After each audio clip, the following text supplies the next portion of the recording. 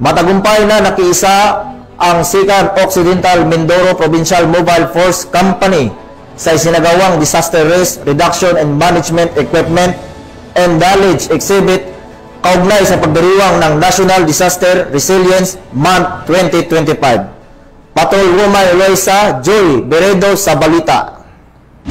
Bahagi ng pagdiriwang ng National Disaster Resilience Month 2025, aktibong lumahok ang mga personal ng Second Occidental Mindoro Provincial Mobile Force Company sa isinagawang Disaster Risk Reduction and Management Equipment and Knowledge Exhibit at pinangunahan ng Municipal Disaster Risk Reduction and Management Office at Provincial Disaster Risk Reduction and Management Office. Dinaluhan ang nasabing aktibidad ng mga kinatawan mula sa iba't ibang ahensya ng pamahalaan kabilang na ang lokal na tanggapan. Ipinakita nito ang matibay na pagkakaisa at kolektibong layunin ng bawat sektor na pagbuo ng isang mas matatag, ligtas at handa na komunidad sa gitna ng mga banta ng sakuna at kalamidad, maging ito man ay dulot ng kalikasan o gawa ng tao. Layunin ng exhibit na palalimin ng kaalaman ng bawat kalahok hinggil sa iba't ibang kagamitan, mekanismo at proseso ng pagtugon sa panahon ng emergency.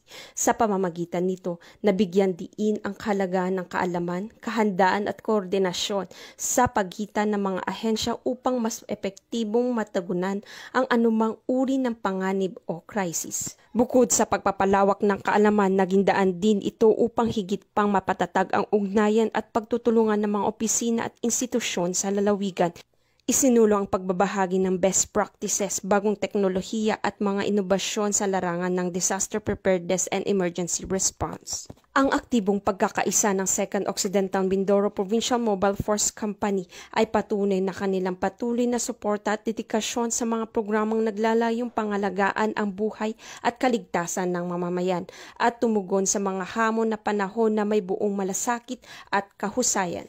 Mula dito sa Calapan City, Oriental, Mindoro, ako ang iyong PNN Correspondent Patrolwoman Eloisa Joy Beredo.